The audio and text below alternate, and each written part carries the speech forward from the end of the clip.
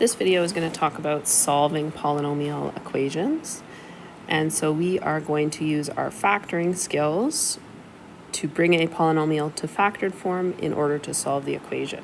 So remember that solving the equation means to find the values that make the left side equal to the right side. So the first example that we have is a quadratic. We can factor this by figuring out two numbers that multiply to minus 12 and add to positive 1. So we've got x plus 4 times x minus 3 equals 0. If either of those brackets are equal to 0, then the whole left side is equal to 0, which means that you have a true value that satisfies the equation. So for our solutions, we're going to take each bracket and set it equal to 0, and then we can solve. So x is either equal to minus 4 in this case, or positive 3. We can extend, now that we know how to factor higher degree polynomials, to a cubic polynomial, for example. So we are going to check our factors. We know that our factors of 3 are plus or minus 1, plus or minus 3. And our factors of 4 are plus or minus 1, plus or minus 2, plus or minus 4. So I'm going to start with 1 and 3 because those are my whole number factors. And I'm going to move up from there. So the first thing I'm going to do is define my polynomial. I'm going to use P. 12x squared minus x plus 3. This step just helps with my communication. And then I'm going to find a factor. So I'm going to start by checking P at 1. I'm going to use my calculator to check that, and I'm going to find that that is not equal to 0. That means that I'm going to move on to P at minus 1. I'm going to check that using my calculator, subbing in minus 1 to all those x values. That one's also not equal to 0.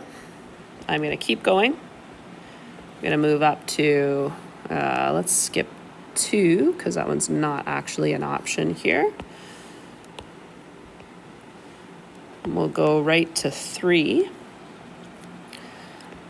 And I'm going to substitute. This is what I also did for 1 and negative 1.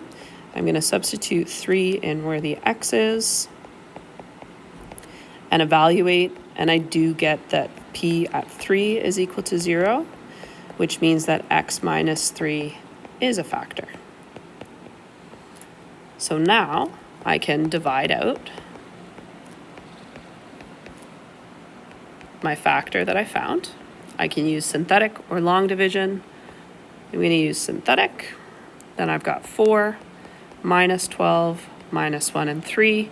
And I'm going to put a 3 out in front. It matches whatever I substituted into my equation to figure out whether or not it was a factor, or it's the opposite of what I would put into the equation.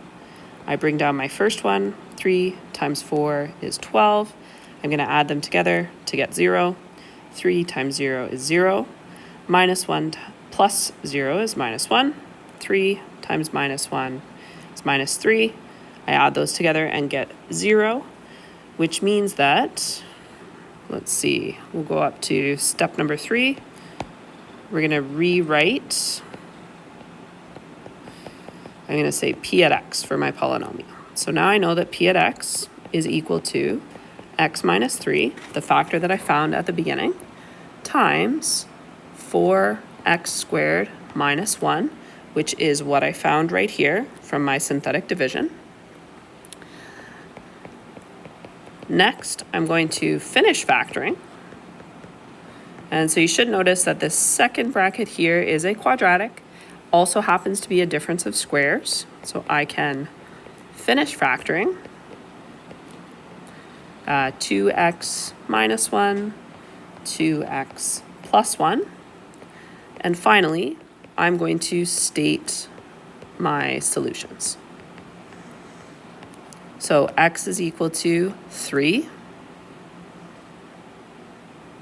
X is equal to 1/2, or x is equal to minus 1/2. I have 3 solutions, or three x-intercepts for my related polynomial function.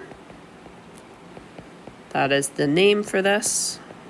Because it has a p at x, it's not set equal to anything.